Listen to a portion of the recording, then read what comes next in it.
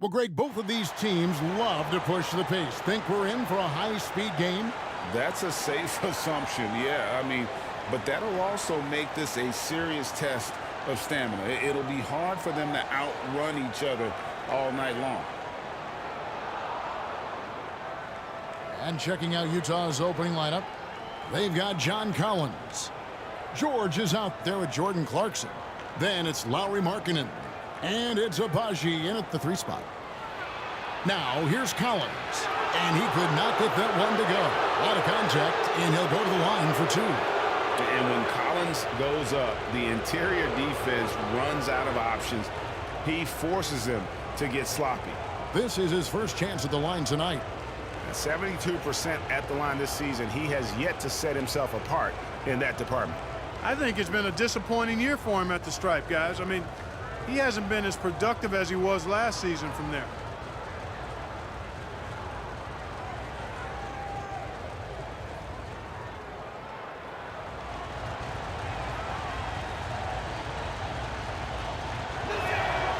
And that one falls for Collins.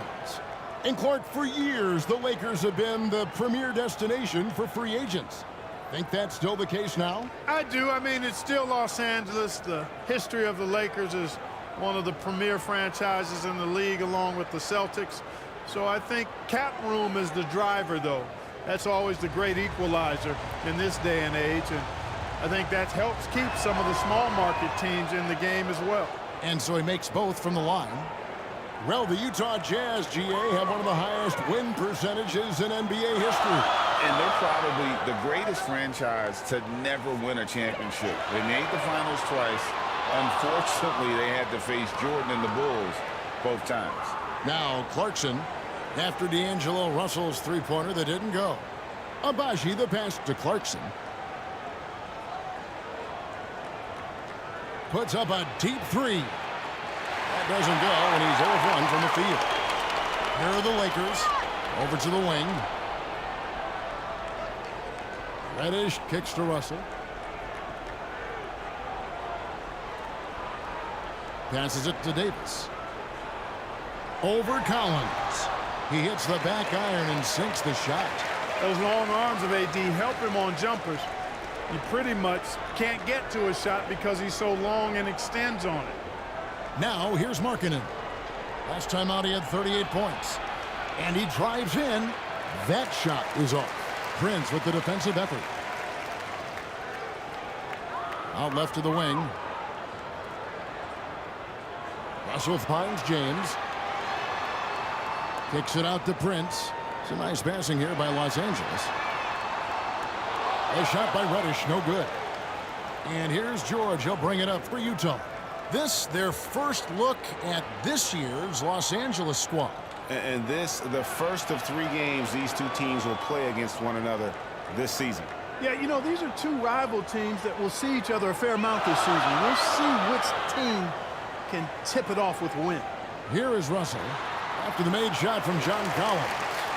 Guys, that was really nice work mixing in this shot. When Russell is squared up and shooting with confidence, which is most of the time, he can bury it. Now, here's Clarkson. With an average of around 19.5 points a game, his scoring has been a constant for them. And it's the Lakers on the break. Here's Davis, and he makes good on the layup. And I'll tell you what, AD is able to brush off those defenders with ease because of how strong he is. That's what they call weight room. And so Clarkson will bring it up for the Jazz. Trailing by 2. Here's Agbaji. Guarded by Prince. Agbaji, the pass to Clarkson. Clock at 6. Lobbed up there for Collins. Davis against Clarkson. Got a piece of it. Stolen by George. And now Clarkson pushing it up. No one back to stop him. Over Russell. Another miss by Utah. The Lakers have gone 3 of 5 shooting the ball so far. Look out!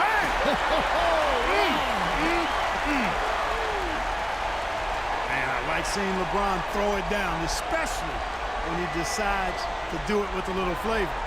And on the AT&T 5G Slam Cam, you can see how impressive that move was. George dishes to Markkanen. Knocks it loose. And the Jazz can't hang on to the ball. And a perfect time here to look at all the teams that score the most points off turnovers. Here are the real stats, real scores from the real NBA. The Lakers in 5th. You know, when you make a mistake against this team, they make you pay. I mean, because they convert those turnovers into fast break points, and that really can be demoralizing. The pass to Davis.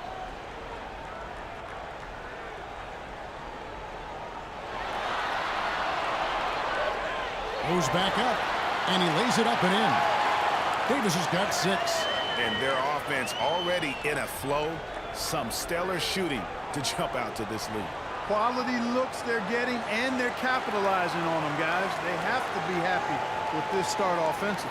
Timeout is called, first of the game for the Jazz. Last game matchup with the Suns, a tough loss there. Yeah, they made some spectacular plays in it right to the very end. Just couldn't get over the hump. Yeah, you know, they didn't have their best stuff, but they were still getting after it, so you got to really appreciate the effort and hustle.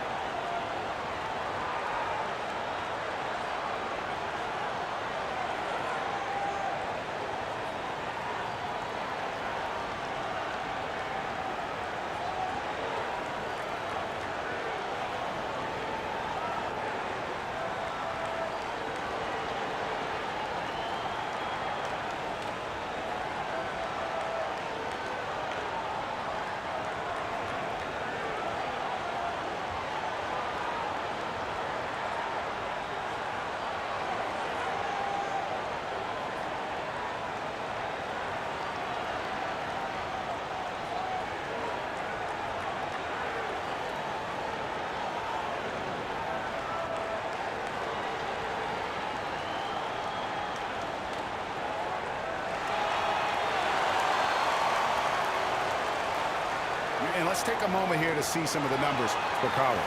15th in rebounding, and he's among the top 20 players in three-point field goal percentage. He has been locked and loaded from beyond.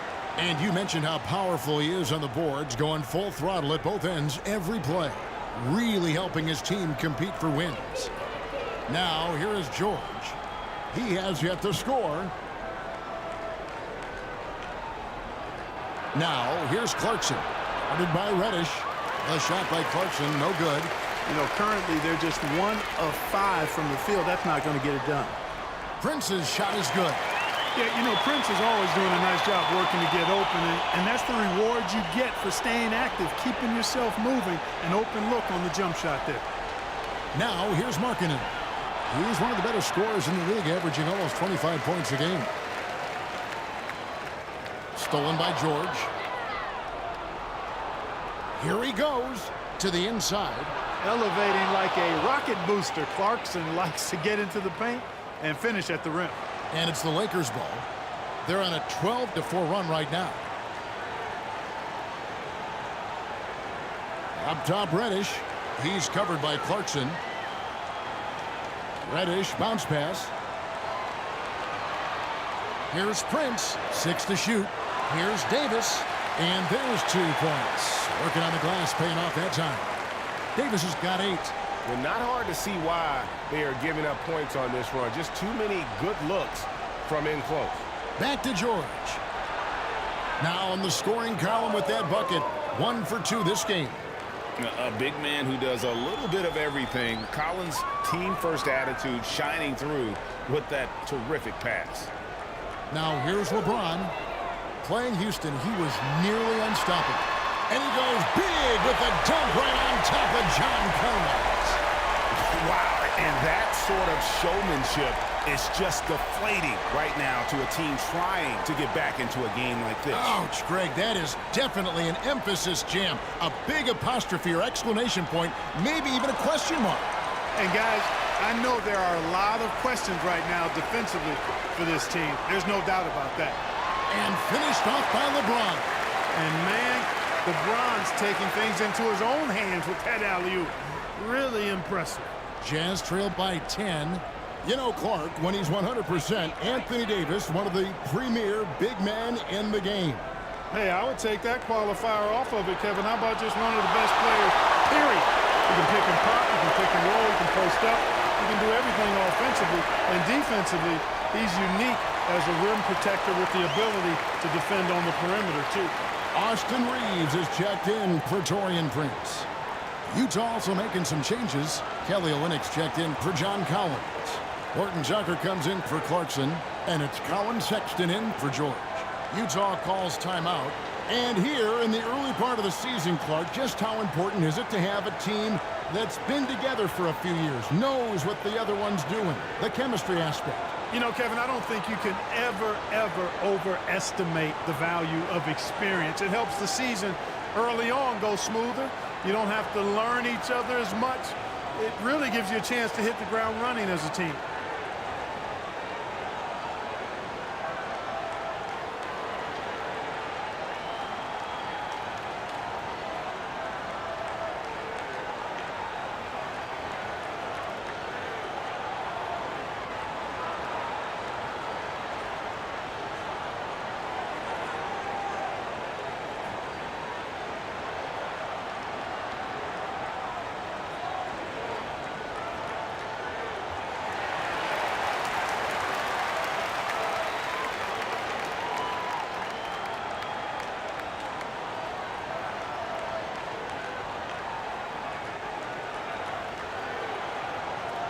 Looking now at some numbers for Jordan Clarkson.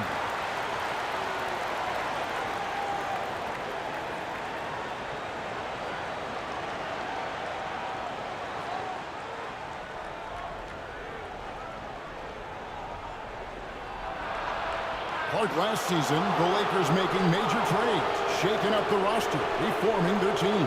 Yeah, you know, Kevin, they had 4 players left from opening night. That was it. 3 major trades bringing in new talent, and that makes it difficult to find cohesion. So give LA a lot of credit for making that playoff run.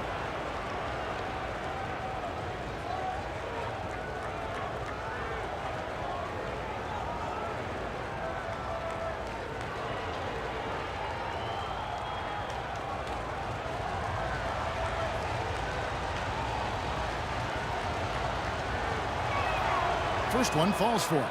Boy, in this day and age of how the game is played, Markkanen's skill set, hand and glove fit, superb at spacing the floor with his shooting stroke.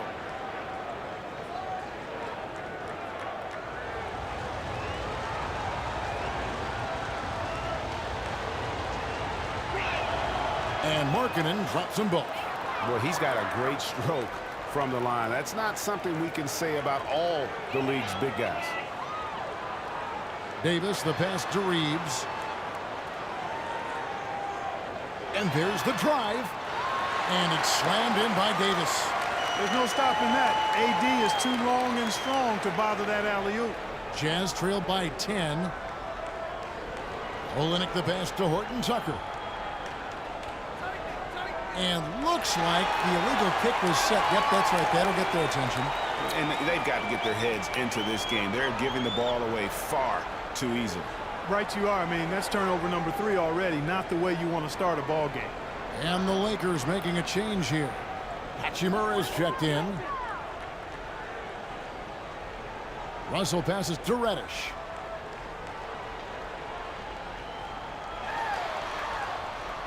That one's in. His first bucket of the game. He's 1 for 2. Excellent all-around performance so far, hence the big lead. Yeah, you know, they've had the advantage at both ends. They've got all the momentum early on. Now, here's Sexton. He had an 18-point outing in the last game against Phoenix. Hendricks, good. And he's not going to miss that sort of an opportunity from deep. Pass to Reeves. Trying to find Hachimura. Gets it to him. Bucket is good. The plan of attack is obvious. Get the ball inside and go strong to the rim. You know, the defense has been very slow to adapt. I mean, that's 10 straight points now inside. Markkanen against Hachimura. Markkanen can't get it to go. That's exactly how you have to defend him. He's a guy that the D needs to be aware of at all times. Hachimura kicks to Russell. Outside, Davis.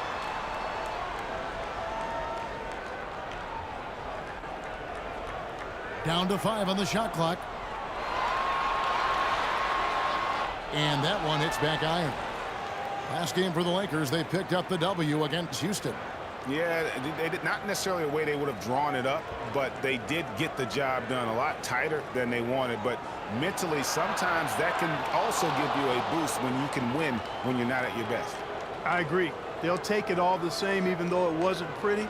And no matter how ugly it was, they're happy to get out of there with the W. And guys, what do you think about the offensive approach we've seen so far for the Lakers? A huge part of their offense, pushing the ball, looking for fast break opportunities, always a good idea. You know, points off turnovers is something else they've excelled in. I expect the opponent at least to try to squeeze that orange a little better.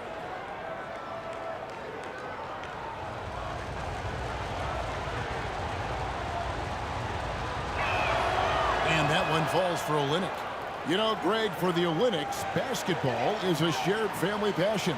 Yeah, I mean, Kelly's father was a coach, but his mom was actually the first woman to be an NBA scorekeeper. So he was raised around the game. Those are chances almost always you can rely on him to get you 2 points, but the D just enough to keep him out of rhythm. Hendricks can't get it to go. Lakers leading by 8. Out to Russell.